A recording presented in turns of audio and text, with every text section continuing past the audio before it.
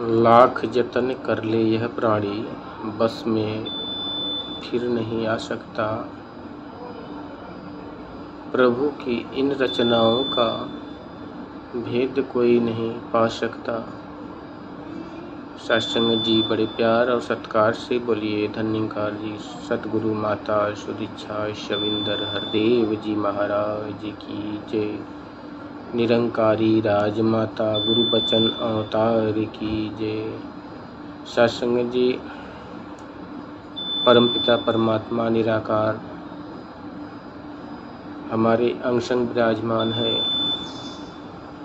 लेकिन सत्संग जी जब तक सतगुरु की बख्शिश सतगुरु की रहमत नहीं होती, सत्संग जी ये अपना रूप अपना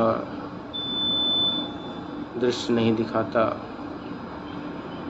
बिना ज्ञान के इसका दर्शन कर पाना बहुत ही नामुमकिन है, मुश्किल है। सत्संग जी चाहे लाख वेद ग्रंथ पढ़ लो, लाख जप तप कर लो, लाख तीर्थ कर लो, ये नज़र नहीं आ सकता कभी भी किसी ज़िंदगी में सत्संग जी। और सत्संग जी कहने में आता है, इसको पाने के लिए कई जन्म लेना पड़ जाता है। सत्संग जी हरदेव बाबा सतगुरु बाबा हरदेव जी महाराज कहते हैं कि क्या तुम्हें मालूम है कि जो ये तेरा जन्म हुआ है कितनी बार ले चुका है जन्म, इसके पहले अनुभव है इसका। सत्संग जी नहीं मालूम इस 84 लाख योनियों में जीव कितनी बार भ्रमण कर चुका होगा, और आज बड़े भाग्य से इस मानव जन्म को धारण किया है।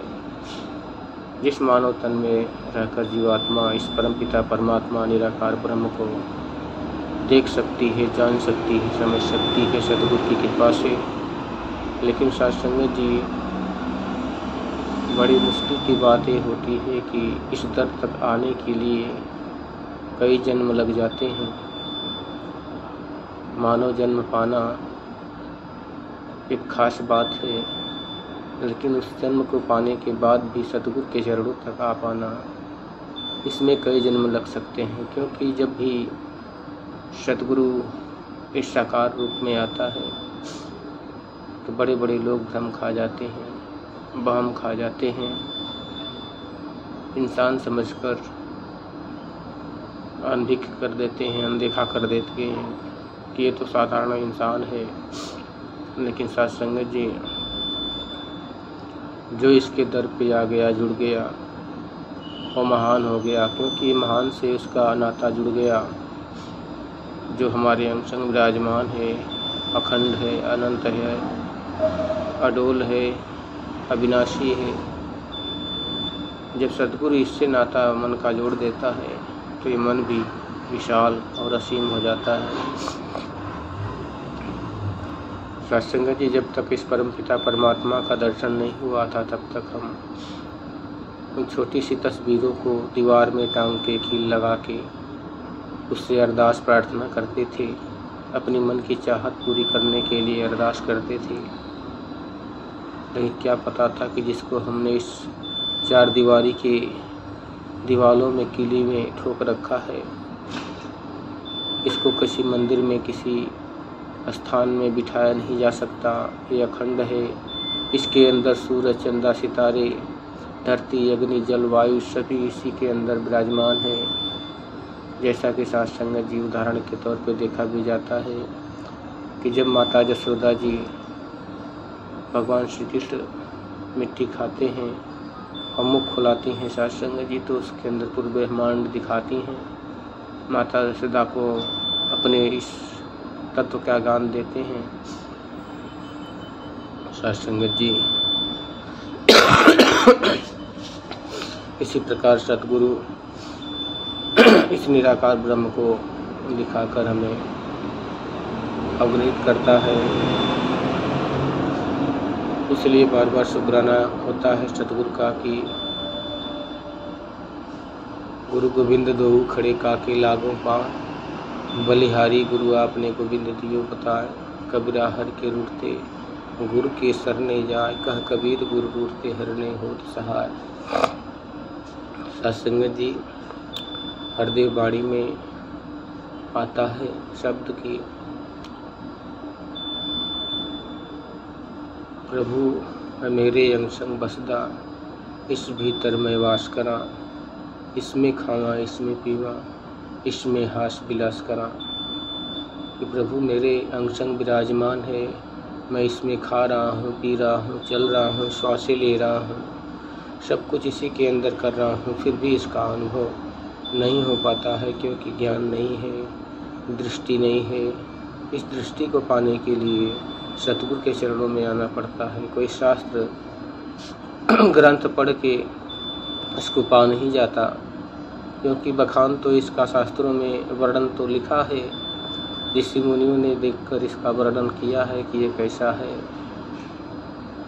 कि बिन पग चले सुने बिन काना, कर बिन कर्म करे बितनाना, आनंद रहित सकल रस भोगी, बिन बाणी बक्ता बड़ जोगी। लिख तो दिया और ये भी लिख दिया कि हरि व्यापक सर्वत्र समाना, प्रेम से प्रकट हो ही मैं जाना। कि ये हर जगह विराजमान है, ये भी गवाही दे दिया। लेकिन सत्संगत जी और भी एक गवाही गीता से मिलती है कि इसको अग्नि जला नहीं सकती, शस्त्र इसे काट नहीं सकते, हवा इसको उड़ा नहीं सकती और जल इसे भिगो नहीं सकता। ये सब लिखा है लेकिन फिर भी इंसान पा नहीं सकता, क्योंकि ये कहाँ मिलता है, कैसे मिलता है, ये राज है सत्संगत जी। इसी राज को जानने के लिए कई उम्र लग जाती है। ये राज सतगुरु के चरणों में आके खुलता है। कहते हैं कि सबके पल्ले लाल हैं, सबकी गठरी लाल, आँख खोल देखत नहीं, गांठ खोल देखत नहीं, यही विधि रहत कमाल। परमात्मा सबके घट में विराजमान है, लेकिन जब तक सतगुरु इस भ्रम की गांठ को नहीं खोलता तब तक ये नज़र नहीं आता। जिन्होंने सतगुरु के चरण धारण किया, मीराबाई ने संत रविदास जी के चरणों में जाके इसको जाना, अष्टावक्र जी के चरणों से राजा जनक जी ने जाना। सत्संगत जी सतगुरु के चरणों से ही जाना जा सकता है और अन्य कोई मार्ग नहीं है जिसको पाकर कि कोई व्रत कर ले, भूखे रहकर इसका प्राप्ति कर सकता है। ऐसा कभी नहीं हो सकता, ना हुआ है ना होगा। ये प्रयत्न सारे झूठे हैं, क्योंकि इन प्रयत्नों से भी हम सभी के जीवन गुजरा है। जो भी इस निरंकारी मिशन में आए हैं सभी वही कार्य कर रहे थे जो पहले इंसान करता है। सूर्य को जल देना, भूखे प्यासे रहकर हनुमान जी का व्रत करना, दुर्गा जी का व्रत करना, सब कुछ किया हुआ है। ऐसा नहीं है कि कोई ऐसे ही आ गया है आंख बंद करके। सारी क्रियाएं करने के बाद, यहाँ आने के बाद जब ये दिव्य दृष्टि मिलती है, वो जो क्रियाएं हैं वो एक खिलौना लगता है। जैसे बच्चे बचपन में खेला करते हैं मिट्टी के पुतले बना कर, क्योंकि सत्संग के साथ जब होता है तो जो मार्मिक ज्ञान है, अबोध वाला ज्ञान है जो बचपन में, वो सब खिलौना लगता है सत्संग जी। आज सतगुरु ने कृपा करके ये परमपिता परमात्मा को दिखा के हमारे ऊपर उपकार किया है। इस उपकार को भुलाया नहीं जा सकता। सत्संग जी आप भी आके इस परमपिता परमात्मा को अंश देख सकते हैं, जान सकते हैं। माता सतगुरु सुदीक्षा सविंदर हरदेव जी की कृपा से आज साकार रूप में आवाज़ लगा के आह्वान कर रही हैं, बता रही हैं कि आओ, हर जन को बुला लो, सभी को कह दो, अपने घर परिवार पूरा सभी देख सकते हैं। सभी का हक है इसको पाने के लिए कि भक्ति स्वतंत्र सकल गुण खाने, बिन सत्संग न पान पुरानी। सत्संग में ही आना पड़ेगा। जिसने भी किसी मंदिर में नहीं पाया, मीराबाई, भक्त प्रहलाद, अर्जुन जी